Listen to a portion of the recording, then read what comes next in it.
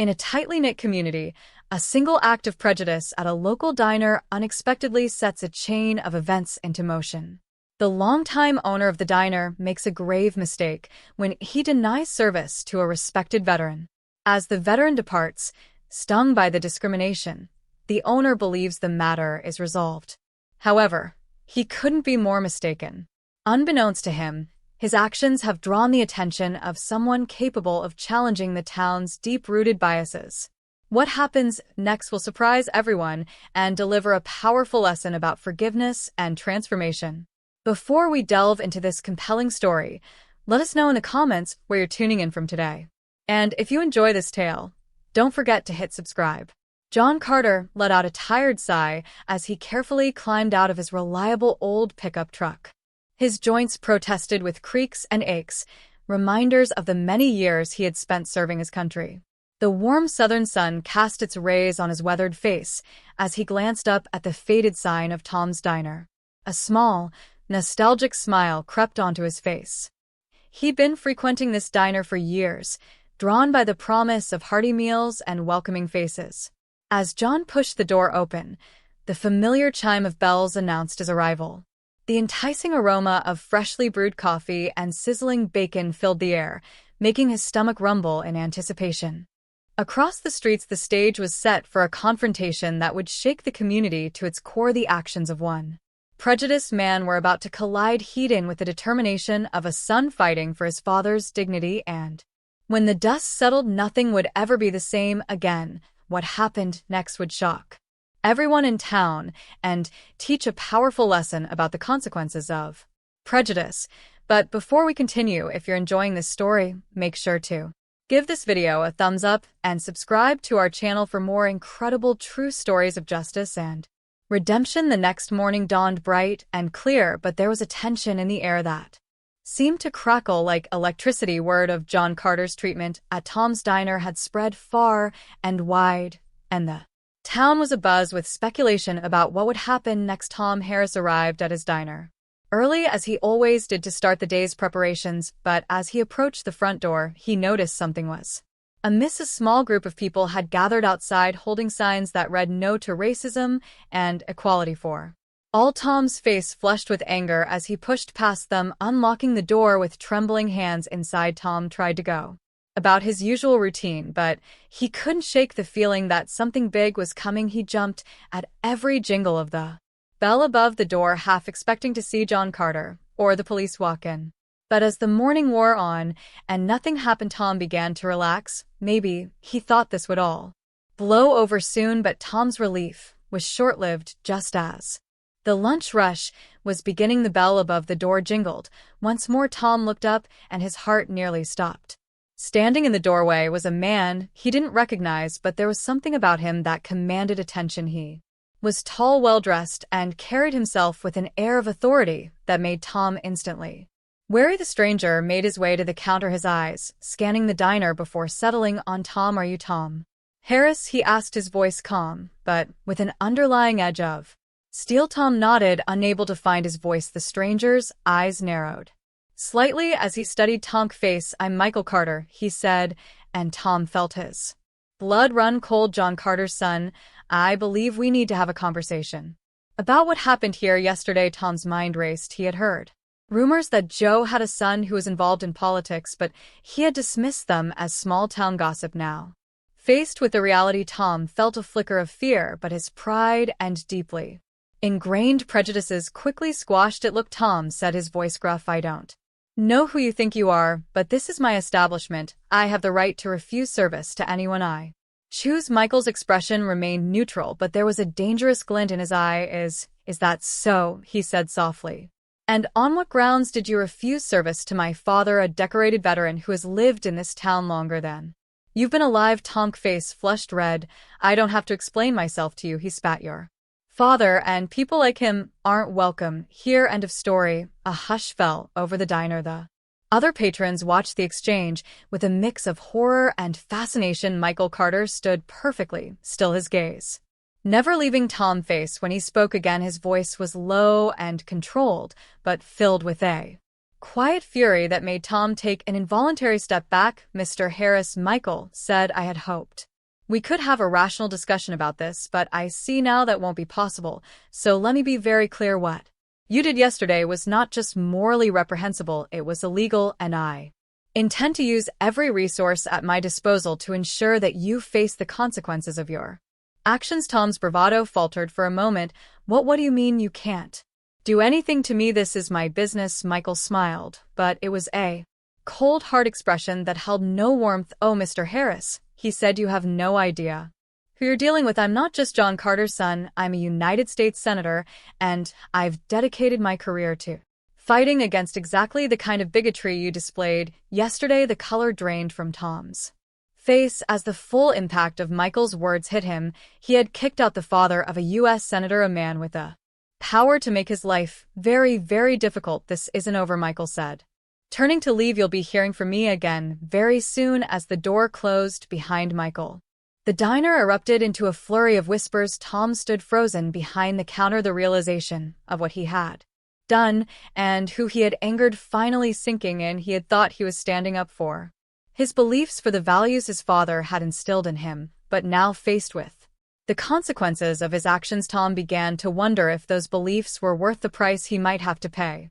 Little did Tom know, but Michael Carter's visit was just the beginning. The wheels of justice were already in motion, and Tom's world was about to be turned upside down in ways he could never have imagined. The small southern town was about to become the center of a storm that would challenge long-held prejudices and force everyone to confront the darkness that lurked beneath their peaceful facade. As Michael Carter's polished shoes clicked against the sidewalk outside Tom's diner, he pulled out his phone and made a call. It's done, he said tersely. He's exactly as stubborn and prejudiced as we thought. Time to move to phase 2. Inside the diner, Tom Harris was a man on the edge. His hands shook as he tried to pour coffee for a customer, spilling half of it on the counter. The weight of what had just transpired bore down on him like a physical presence. He had always seen himself as a good man, a pillar of the community, but now faced with the consequences of his actions, doubt began to creep in. As the day wore on, Tom couldn't shake the feeling that his whole world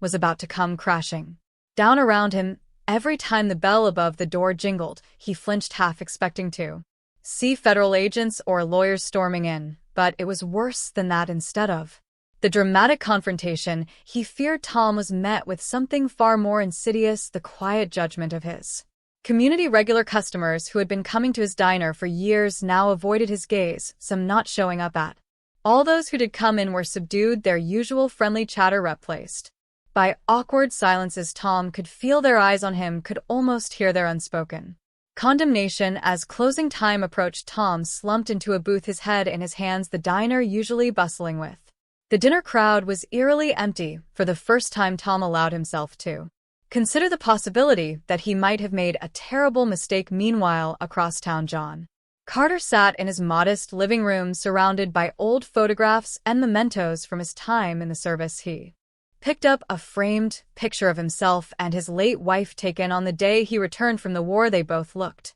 so young, so full of hope for the future. Oh, Margaret, he said, running a finger over her smiling face. What would you say if you could see what's happening now? The sound of a car pulling into the driveway broke John from his reverie. A moment later, the front door opened and Michael stepped in. Father and son embraced, the unspoken pain of recent events hanging heavy between them. How did it go? John asked as they settled into their chairs. Michael's jaw clenched. About as well as we expected. He's not going to change his mind easily, Dad, but don't worry, we have a plan. John nodded slowly. I never thought it would come to this. Tom and we weren't close friends, but I always thought we had a mutual respect. Effect to find out that all this time he saw me as less than human because of the color of my skin. It hurts, son, it hurts deep. Michael leaned forward, taking his father's weathered hand in his own.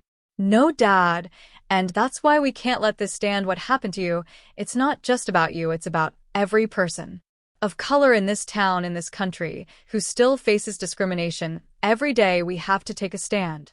John looked at his son, seeing in him the same fire, the same determination to fight for justice that had driven him in his youth. He felt a swell of pride tinged with a hint of sadness. This wasn't the world he had hoped to leave for his son, but he was grateful that Michael had the strength And the position to fight for change.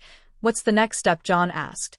His voice stronger now. Michael's eyes gleamed with a mix of determination and something else, a hint of a plan that was already in motion. Well, Dad, that's where things get interesting. You see, I've done some digging, and it turns out our friend Tom is in a bit of financial trouble. His diner isn't doing as well as he'd like people to think. In fact, he's been trying to sell it for years. John's eyebrows rose in surprise. Sell the diner? But it's been in his family for generations. Michael nodded. Exactly, which is why he's been so reluctant to let it go. But after today's incident, I think he might be more open to the idea, especially if the right offer comes along. John leaned back in his chair, his brow furrowed in thought. What are you planning, son? Michael's smile was both determined and a little mischievous. Let's just say that Tom Harris is about to receive an offer he can't refuse, and when the dust settles, that diner is going to become a symbol of something very different than what it represents now.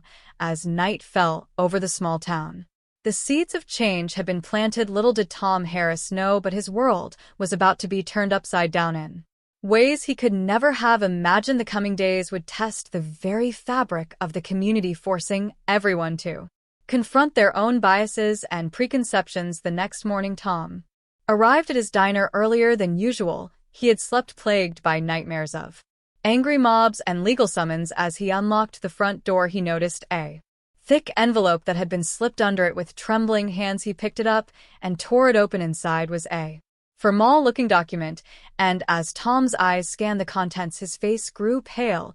It was an offer to buy his diner for nearly twice its market value. The offer was anonymous, made through a law firm he didn't recognize. At the bottom of the letter was a note: this offer is time-sensitive and contingent upon your immediate departure from the premises and agreement not to open another business in the area. Tom's mind reeled. Who would make such an offer, and why now? As much as he hated to admit it, the diner had been. After struggling for years, the idea of selling the diner had crossed Tom's mind more than once. However, he always dismissed it, holding tightly to the legacy his father had left him. But now, in the wake of the fallout from his confrontation with John Carter and his son, the offer seemed like a lifeline, an escape from the mess he had created. Yet something about it didn't feel right. The timing was too perfect, the terms too precise. As Tom stood there lost in thought, the familiar jingle of the bell above the door broke his reverie. He glanced up to see Sarah, his longtime waitress, stepping inside. The moment she spotted him, she hesitated, her expression wary. Tom, are you okay? You look like you've seen a ghost, Sarah said cautiously. Tom quickly shoved the letter into his pocket. I'm fine, he replied curtly. Just got a lot on my mind. Sarah nodded, though her eyes betrayed a mix of concern and disappointment. Tom, about what happened yesterday with Mr. Carter. It wasn't right. People are talking. They're saying they won't come back here. Tom's temper flared. This is my diner. I'll serve who I want. His sharp tone made Sarah flinch, and Tom instantly regretted his outburst. Running a hand through his graying hair, he sighed heavily, feeling the weight of every one of his years. I'm sorry, Sarah. I didn't mean to snap at you, he admitted. Everything's falling apart, and I don't know how to fix it. Sarah's expression softened slightly. Maybe you could start by apologizing to Mr. Carter. It's not too late to make things right. Tom's jaw tightened. The very thought of apologizing to John Carter clashed with everything he'd been taught. His father's voice echoed in his mind, filled with resentment and prejudice. But for the first time, Tom found himself questioning the beliefs he had clung to for so long. As the day dragged on, the diner remained unusually quiet. The usual lunch rush never came, leaving Tom with too much time to think. The letter in his pocket seemed to grow heavier, a persistent reminder of the decision he faced. Across town, Michael Carter was in a meeting with a group of community leaders. The room buzzed with a mix of anger and determination as Michael outlined his plan. What happened to my father isn't an isolated incident, Michael began, his voice steady yet impassioned. It's a symptom of a deeper problem in our community. But we have a chance to turn this into something positive, a catalyst for change. An older woman, the head of the local NP chapter, leaned forward. And what exactly do you propose, Senator? Michael smiled. We're going to buy Tom's diner. Surprised murmurs rippled through the room. Buy it, someone asked. Why would we do that? Because, Michael explained, we're going to turn it into a place that unites people, not divides them, a symbol of progress and community, right here in the heart of town. As Michael laid out his vision, the room's energy shifted. Skepticism turned into enthusiasm as the leaders began to see the potential of his plan. Meanwhile, John Carter sat on his porch, deep in thought. The events of the past few days had stirred memories he had long buried. Closing his eyes, he was transported back to the jungles of Vietnam, surrounded by the chaos of war. In his mind's eye, he saw the face of Tom Harris Sr., his fellow soldier and friend. They had fought side by side, depending on each other to survive. But then came that fateful day, the day that changed everything. John remembered the young black recruit, fresh out of basic training, who had made a fatal mistake in the heat of battle. That mistake had cost lives, including Tom Sr.'s closest friend. The grief and anger that followed had consumed Tom Sr., twisting his pain into hatred.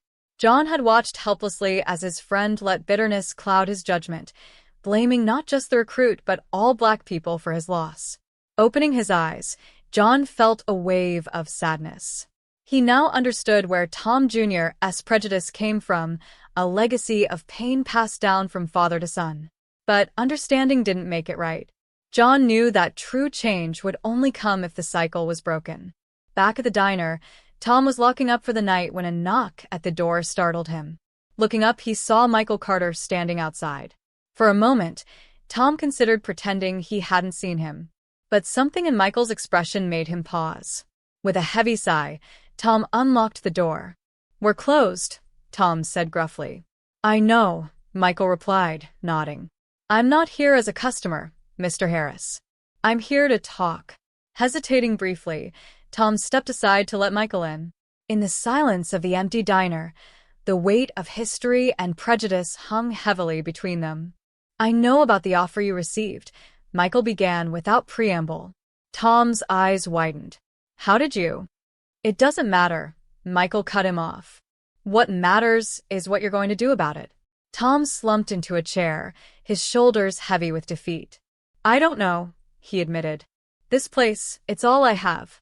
It's my father's legacy." Michael's expression softened. "Is that really the legacy you want to carry on? One of hatred and division?"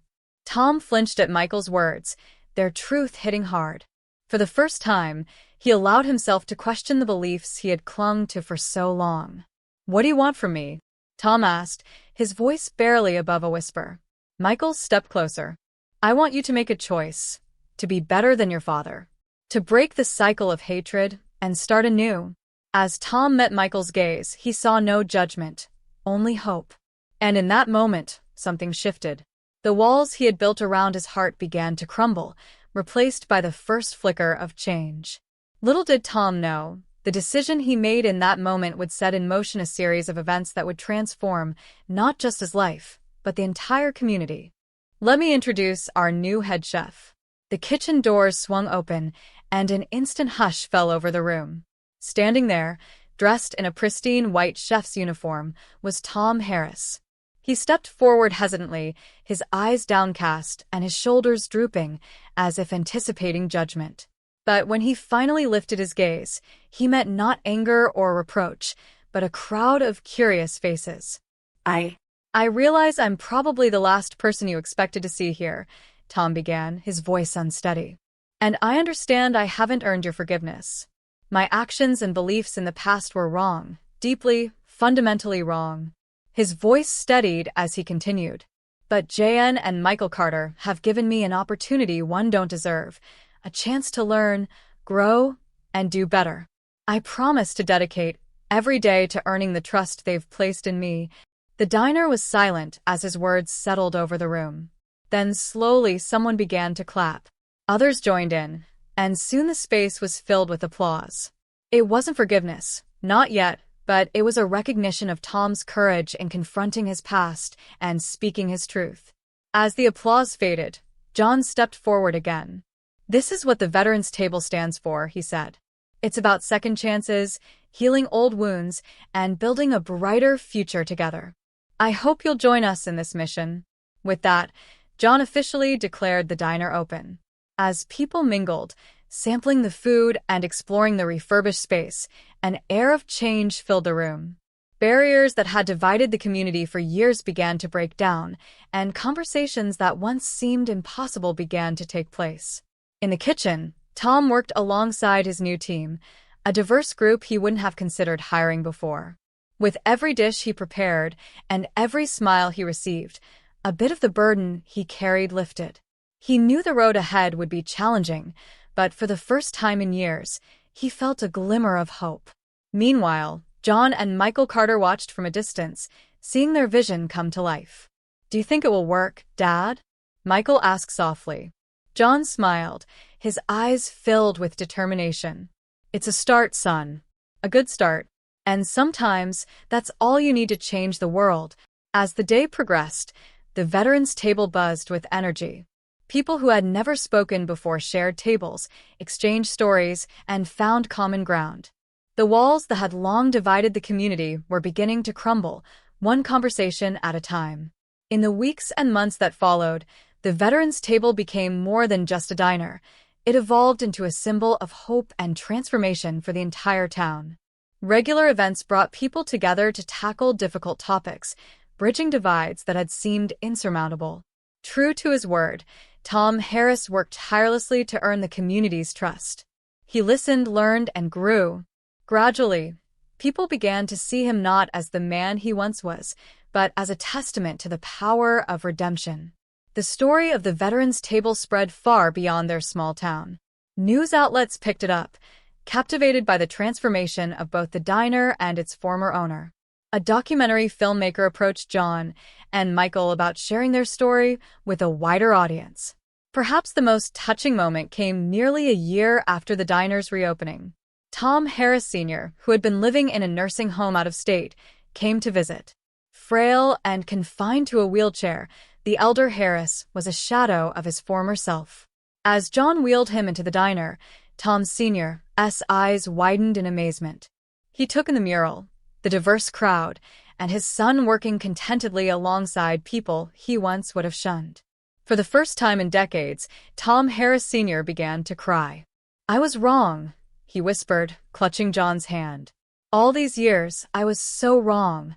That day, surrounded by the warmth and unity of the veterans' table, old wounds began to heal. Tom Sr. shared stories of his time in the war, not with bitterness, but with a newfound understanding.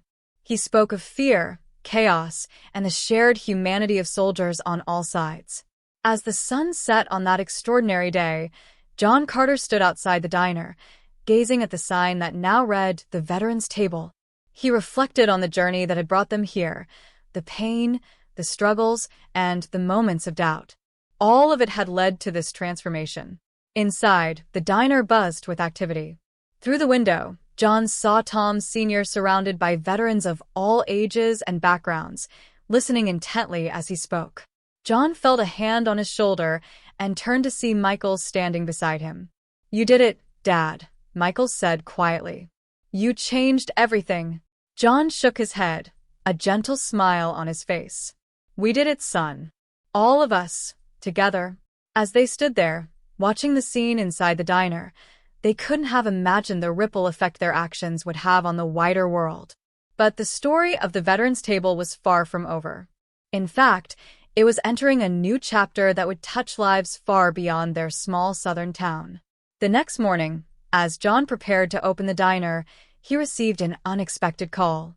It was from a producer at a national news network, interested in featuring the Veterans Table and its remarkable story of transformation. At first, John hesitated. He hadn't pursued this for recognition or fame. But as he thought it over, he realized that sharing their story could inspire others to take similar actions in their own communities. With that in mind, he agreed to the interview. The day the news crew arrived, the town buzzed with excitement. People gathered outside the diner, hoping to catch a glimpse of the cameras or even be interviewed. Inside, John sat in a booth, the mural of diverse soldiers providing a poignant backdrop. As the interview began, he spoke candidly about the incident that started it all, the pain of facing open discrimination, and the decision to respond with love and understanding instead of anger. "It would have been easy to respond to hate with more hate," John said, his voice firm.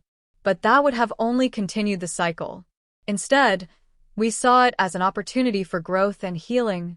The reporter turned to Tom Harris, seated beside him.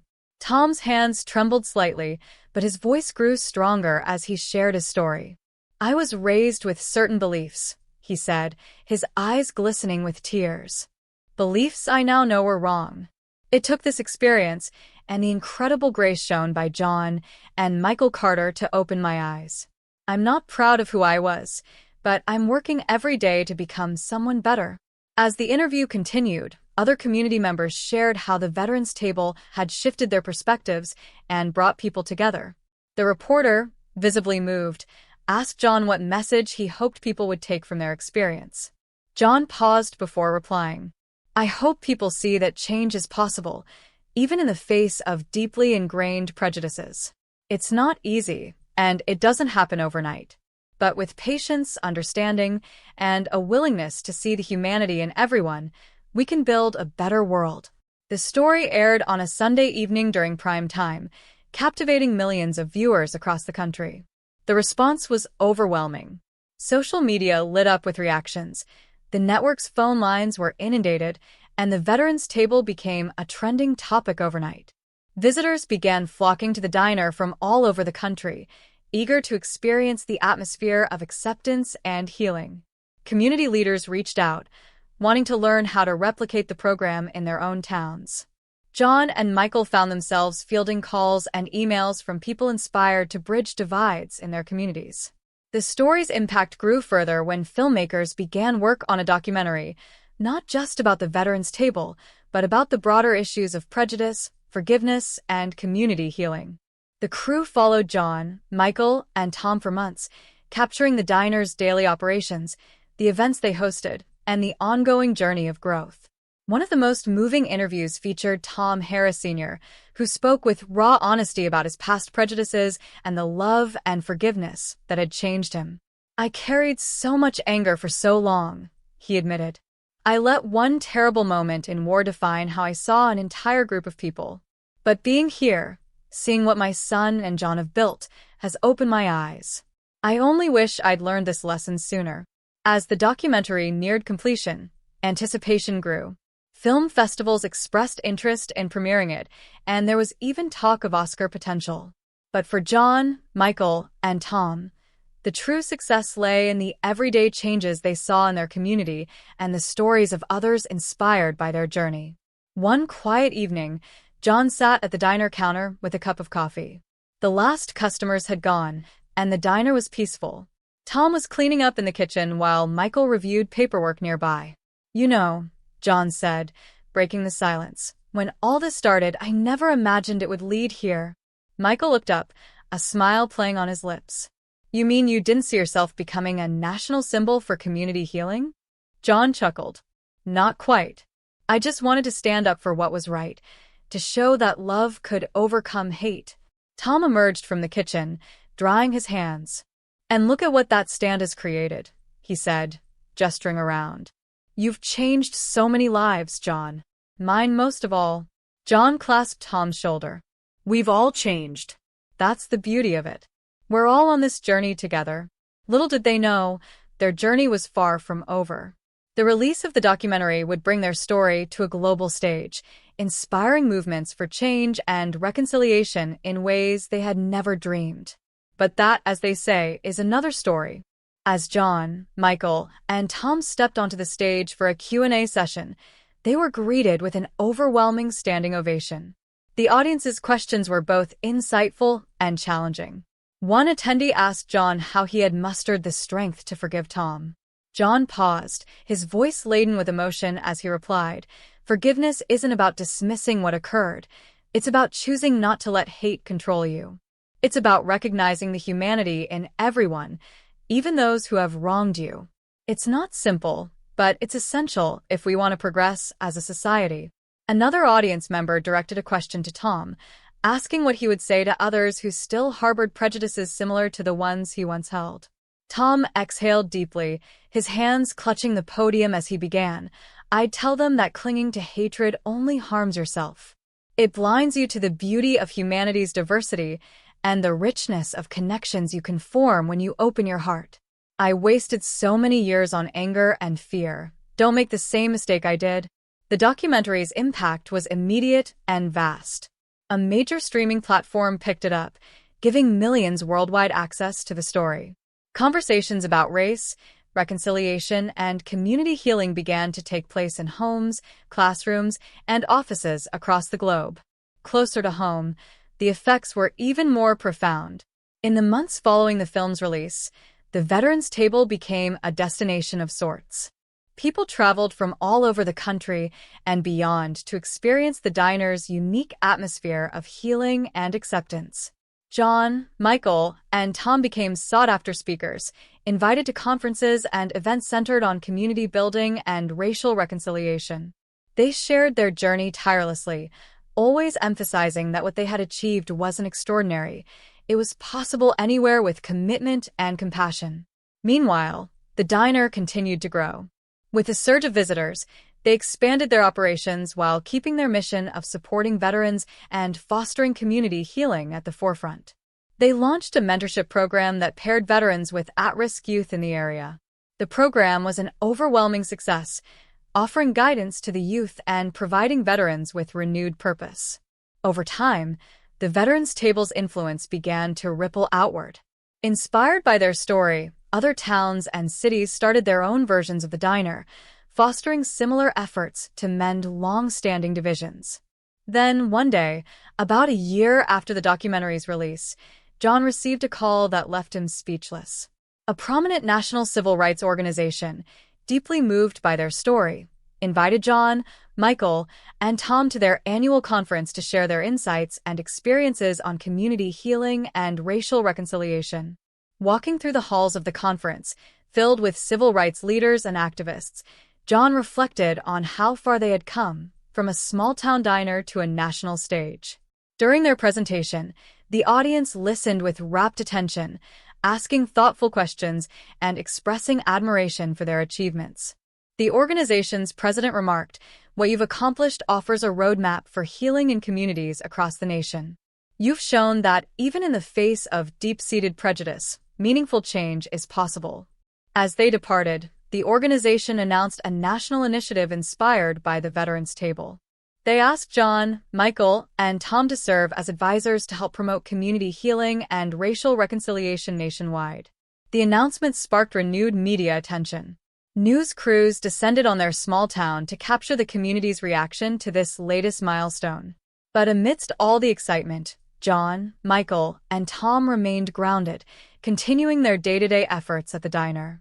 They understood that true change wasn't about grand gestures, but about consistent, meaningful action. One evening, as the last customers filtered out, John found Tom gazing at the mural, deep in thought. "A penny for your thoughts," John said, joining him. Tom turned to him and spoke softly. "I was thinking about my father. How proud he would be of what we've built here, and how much he wasted holding on to bitterness." John nodded, understanding the emotions Tom was wrestling with. "Your father's journey, like yours, shows that it's never too late to change. It's part of what makes this place special." As they stood there, Michael walked in, excitement lighting up his face.